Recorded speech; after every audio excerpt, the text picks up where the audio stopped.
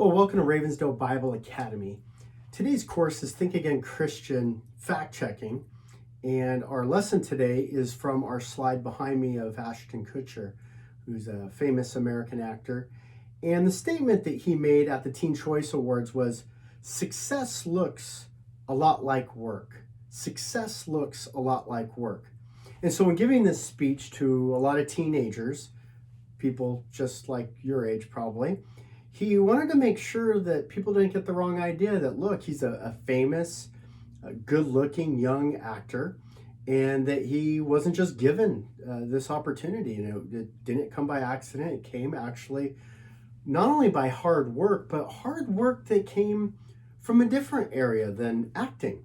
And so it wasn't like he just, spent years and years learning how to sing and dance and act and did plays. No. What he said was, look, I started off working on roofs, installing shingles, and then he went from there and and started, washing dishes, and then he worked in a deli, and he worked in a factory, and he just always kept working. And what he did was he would never quit a job before he had another job, and he never thought that he was like too good for a job. He never thought, oh, I'm better than this. If he thought that he wanted to do bigger and better, then he worked hard and looked for a bigger, better opportunity. But he was always thankful, always grateful to have the job that he had, and he always worked hard and did his best in it. And so we want to look at this concept. Success looks a lot like work. Is this just like kind of a motto or a slick little saying or a bumper sticker slogan? Or is this actually really a foundational principle that we should live by? And so we want to look at that. We want to look at the facts. We want to look at scripture. We want to look at, our logic and see if this is like a good way for us to think. Now, unfortunately, we tend to be surrounded by a lot of people that either want to make excuses, right? They either want to make excuses or just kind of receive, handouts or the easy way out, right? And so this mentality, it's like people want to minimize then the success that they see in others, and they want to assume that, well, what's the truth? Why did this guy really, why is he famous? He's just lucky, right? He just got lucky, or well, he's just good looking. He wouldn't have made it if he wasn't good looking, or maybe his uncle was in the business and gave him his first shot. So he must have had, some kind of privilege, right? And in his privilege, other people didn't get the opportunity that they would have had because, he was somebody's kid. Well, we used to have a different philosophy in America. We used to have a mindset of kind of the American dream, right? That I don't care how much you have. I don't care how rich, how poor. I don't care what color you are. I don't care what your mama or your daddy did. I don't care what country you're from. You know what? This is America, and I can be, creator of my own destiny, right? I can work hard. I can grow. I can go from nothing to something. That used to be our mental mindset in America. Now, we have more of a mindset of just make excuses. These are the 5 reasons why I can't do well. I was born poor. I was born a single mom. I was born Mexican American. I was born in the wrong city. I didn't have this and that. Listen, there's always going to be somebody who has less than you, and there's always going to be somebody that has more. At the end of the day, who cares? Seriously, so what? You have to start asking yourself some serious questions. Who cares? Nobody cares. Work harder. The other thing is, you know what? So what? What are you going to do about it? You're going to complain about it for the rest of your life? I don't think so. And the Bible's not silent in this area. We talk a lot about some of these verses, especially as we're looking at our Think Again Christian series. A lot of the same kind of conversations keep coming up. And so one of the things is, listen, you can reap what you sow. What does that mean? What's the idea of the farmer? The Bible was written in a day and age where almost everybody was, farming, right? And so The Bible used the illustration of a farmer because everybody would understand. Look, I don't get the fruit of my labor unless I put in the labor. I don't get to reap the harvest unless I do the hard work for the harvest. So that might be preparing the ground. That might be tilling the ground. That, with the oxen and the hoe and, driving the lines and then bending over them, planting the seeds and then watering. And then as the buds come up, start, weeding and then cultivating and mulching and working hard and then pruning and then grafting. And then even the harvest takes work, right? All of this takes hard work. And so when you see a successful farmer, instead of thinking, wow, who gave that guy his business? You should probably have more in the mindset of, wow, this guy, he really worked hard for his success. Worked hard for his success. That's a way better thing to think in terms of, especially biblically, that, what? You're going to reap what you sow. The Bible talks about seeing, your fruit, right? The fruit of your labor.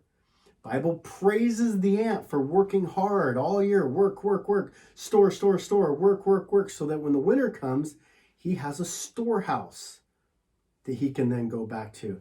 His successful winter, his successful storms are only successful because he put the hard work and labor in ahead of time.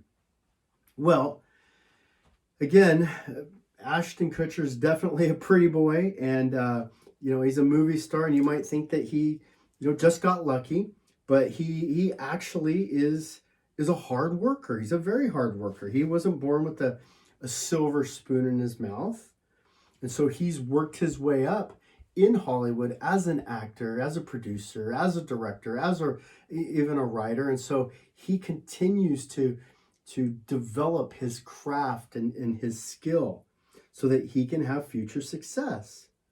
Well, at Ravensdale, we are very serious about encouraging you of the 4 pillars of success through hard work. Through hard work. One of our nicknames is Do Hard Things You. We want to help you explore not easy things, hard things. We want you to practice doing hard things. We want to introduce courses to you that will teach you how to do and train in hard things. We have, for our on-site classes, we have wood chopping classes where we'll go out and we'll chop a tree down and we'll cut it into rounds and we'll carry it out of the bush and we'll bring it back, to the school and we'll split it by hand. We'll use splitters. We'll pile it up into trucks. We'll take it to widows' houses and give it away. And then we'll also do the same thing and we'll sell it. But we want to learn how to do hard things that'll make us sweat, things that'll take effort and energy. And at the end of the day, you will be tired. That's a great thing. It's a great thing to learn how to do hard things. Anybody can do easy things. It's the hard that makes things great. It's the hard that makes things great. Another aspect of working hard and finding success in working hard is a concept that we get from the New England Patriots. The New England Patriots are the most successful NFL football team right now. Year after year after year, players come and go and change. They keep winning. And one of their main philosophies is do your job. Do your job. Take pride and pleasure in doing your job. Again, we live in a society now where we always want to do somebody else's job. The grass is always greener on the other side. In the world of sports, we have things called positions. First, we have offense, and then we have defense, right? And so right away, we have our team is divided in half by offense and defense. Do your job. If your job is to score points on offense, score points. If your job on defense is to not allow the other team to score points, don't allow the other team to score points. We have quarterbacks, we have linebackers, we have receivers, we have defensive backs, we have offensive linemen, we have defensive linemen.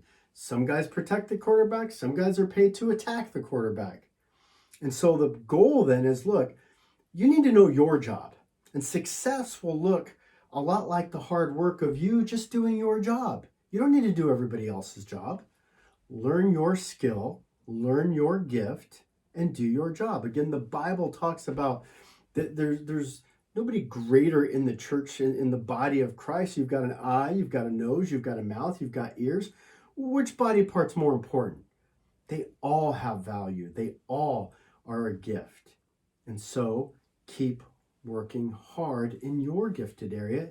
Do your job. That's all. Earlier I had mentioned, look, nobody cares. Nobody cares about your excuse. Nobody cares about your trial. Nobody cares about how much more difficult it is for you. There's an old football coach, Lou Holtz. He was the head football coach of the Notre Dame Fighting Irish. He used to say this, look, 80% of the people in the world, they don't care about your problems. The other 20%, well, they're glad you have them. I always thought that was great. It's, nobody cares. Nobody cares. You just need to train yourself to keep working harder. Just keep working harder. It's a funny thing. The harder you work, the luckier you'll get. The luckier you get, the harder you work. It's definitely a truism.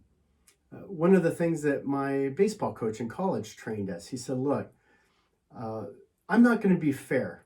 That's right. I'm not going to be fair to you because God didn't make you the same. Now think about that for a second. He wasn't going to treat us fairly. You know why? Because we weren't built fairly. We had tall guys. We had short guys. We had fast guys. We had slow guys. We had strong guys. We had shifty guys. Everybody was uniquely gifted by God to do a different thing. And so the coach was going to evaluate us on our certain specific skills and gifts. It's not fair. Coach didn't make it that way. God made it that way. You know what? Nobody cares that you're not 7 feet tall. It's okay. Be the point guard. You don't have to be the center. Nobody cares that you're slow. Be the anchor. Nobody cares that you're not that smart. You know what? Figure it out, right? Keep working harder. Keep working harder. One of our courses that we offer is Dirty Jobs. And why do we do that? We want you to be introduced to dirty, difficult, hard things. Dirty, difficult, hard things. We want you to know that, you know what, getting dirty, getting your hands dirty is a good thing. It's not something to be ashamed of. It's something to be honored and revered. Have a skill. Develop that skill. Work hard in that skill. The dirtier, the better. In fact, the big secret in America today is that the dirty jobs pay better than the white collar jobs. The dirty jobs are more solid than the white collar jobs. Right now, we're going through a pandemic called COVID, and you know what? We've learned this new phrase: essential workers. Secure jobs. You know what are the more secure and the more essential jobs? The dirty jobs, not the white collar jobs. And so we want to train you that success looks a lot like hard work. A successful plumber, a successful owner of a tire shop, a successful construction owner. A lot of people work dirty jobs and are very, very successful. And then finally, we have our How I Built This course that we like to offer at Rainier Christian.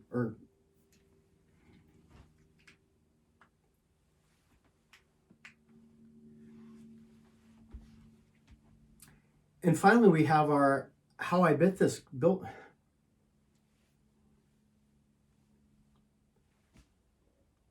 And finally, we have our How I Built This course, which we offer here at Ravensdale Bible Academy. And I'm really excited about this course because I really think that Ashton Kutcher really nails it when he says success looks a lot like hard work. What we do with How I Built This is we look at the most successful businesses in America and we listen to their story. They tell their story, and their stories about resilience. Their stories about perseverance.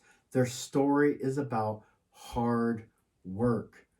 And so you will learn that these people have skills, they have gifts, they take risk, But you know what? They work hard.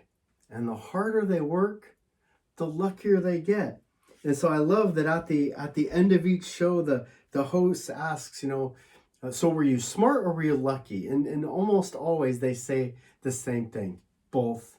They say both. And so success looks an awful, awful lot like hard work. And so learn to work hard. Learn to do hard things. Learn to love it. Think again, Christian.